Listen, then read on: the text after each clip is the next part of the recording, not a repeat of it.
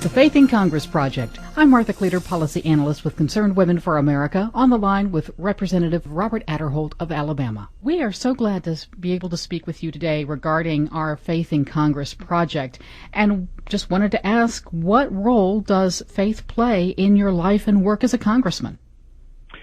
Well, from a Christian perspective, I think one of the things that I like to do when I have groups that come to the Capitol and when they have, whether it be school groups or whether it be families or whatever, to point out the impact that the Judeo-Christian heritage has had on the making of this country and how it shaped the thoughts and the ideas of the Founding Fathers.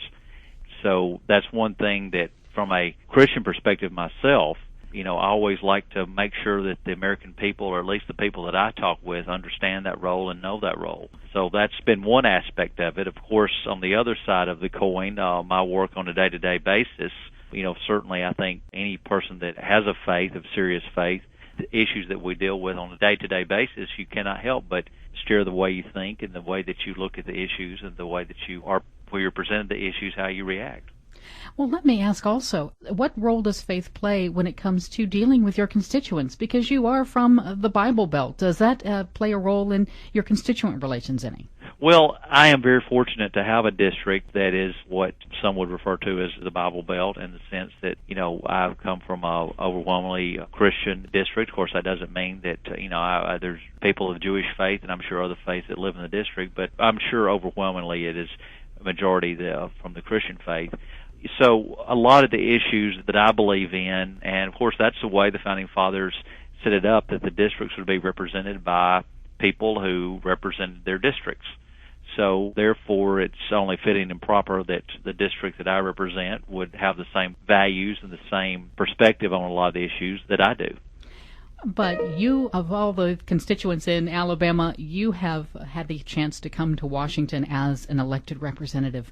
How has that experience of coming to Washington and representing those people, how has that affected your faith? Well, on the day-to-day basis, of course, I'm presented with issues because I actually have to vote on them. Of course, when we have a type of government where we, it's not a true democracy in the sense where every issue that comes up, you just get whatever the majority of people think. We have a system where we send a representative to Washington, D.C., and each state has at least one representative, some more, according to the population. Of course, on the Senate side, you have 2 senators for each state. So the issues that we're confronted with, we get to deal with firsthand.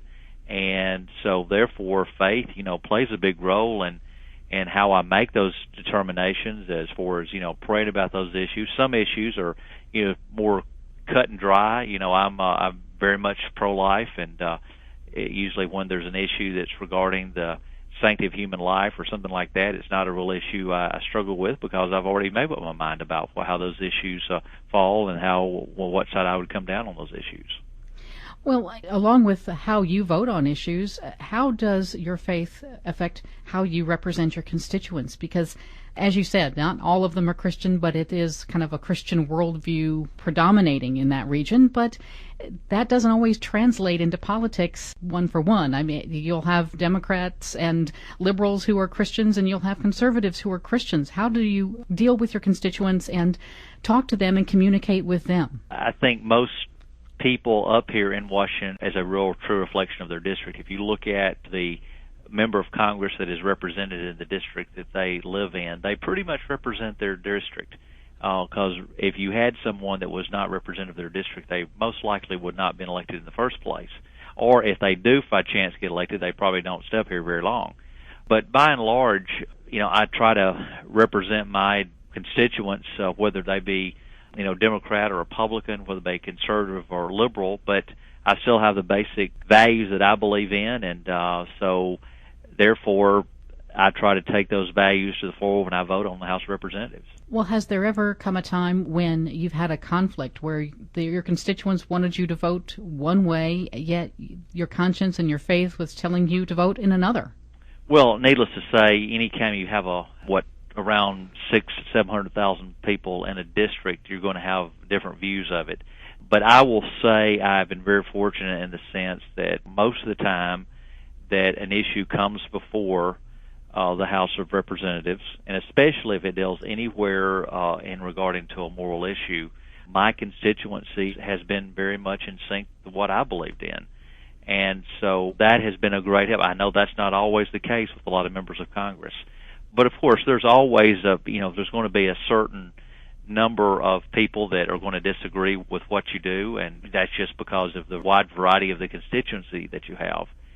But I've been very fortunate and glad that I don't really have to deal with that very often, where my constituency feel very strongly about one issue, and then I've had to oppose them.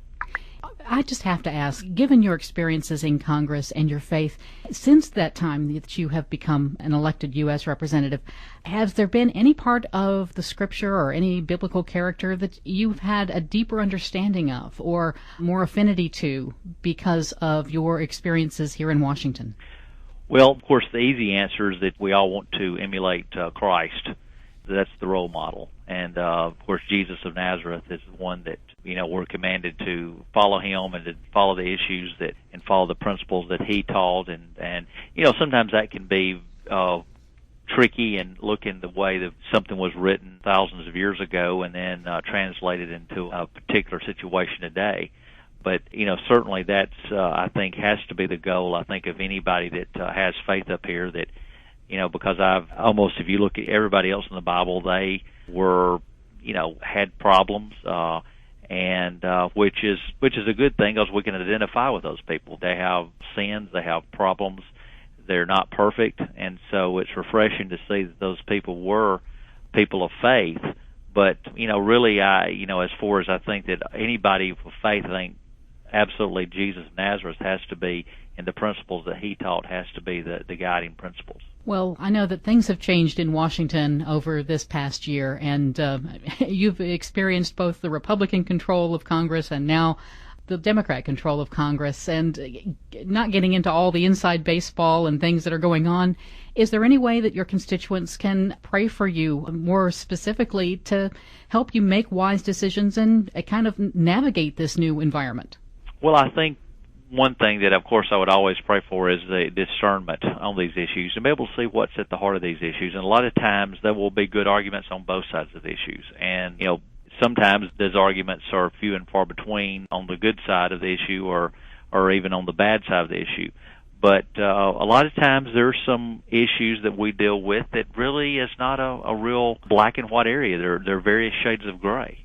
So I think you need people in Congress that are willing to really look at those issues, to study those issues, and prayerfully consider how they need to move forward with them and what they need to do with them. So I guess, first of all, that would be just overall the discernment on how to look at these issues from the way that I think God would have us look at these issues and his perspective.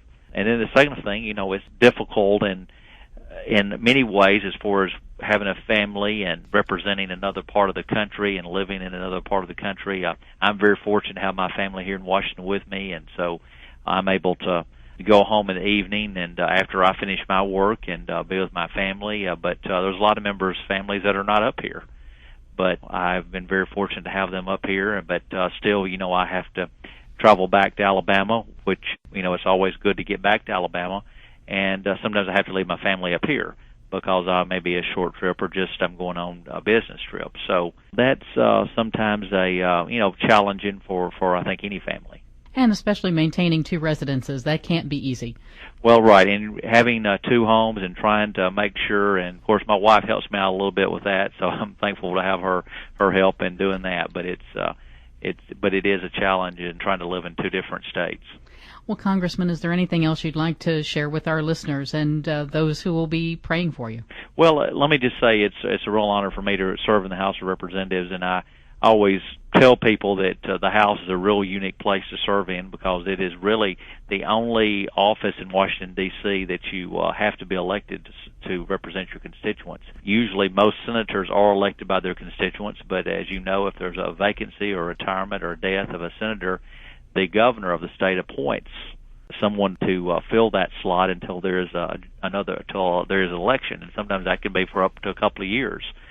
So many senators have served and have never been elected by their constituents.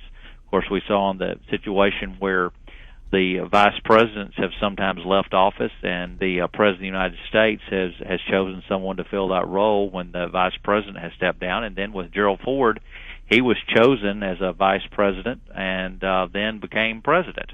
And every office here in Washington, D.C., you can point to a situation where someone has been appointed to that office, except the House of Representatives. And the House of Representatives is different in the fact that there's no one has ever served in the House of Representatives from its very inception that has not been elected by their constituents and that has served in that role representing their constituents. So it's a real honor to be in that body that is made up like that and to represent my district and to try to stand for some of these values and principles that we think will really surpass time, and it's not just for the moment. Before I let you go, is there any legislation or anything that you're sponsoring or that you've signed on to that we should be aware of in the future? Any bills that we would be interested in? Well, one thing that let me just give you a report on one thing that I was happy to see recently. We were able to get a bill through the House of Representatives and the Senate that, of course, we've got a new Capitals Visitor Center here in the Capitol area, and that has been many years under construction, and they finally opened last December.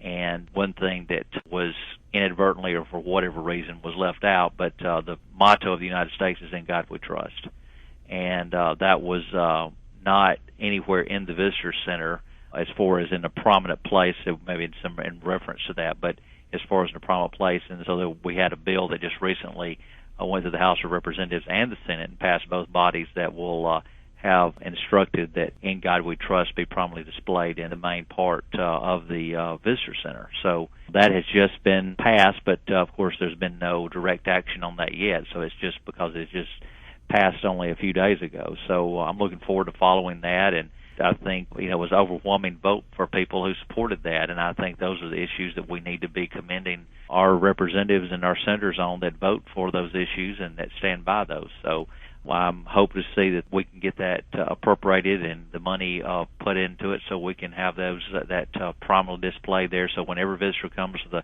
Capitol Visitor Center and comes to the U.S. Capitol, they can see that that is our motto, and that was what the Founding Fathers believed in. Thank you so much for your time, Congressman. Thank you very much.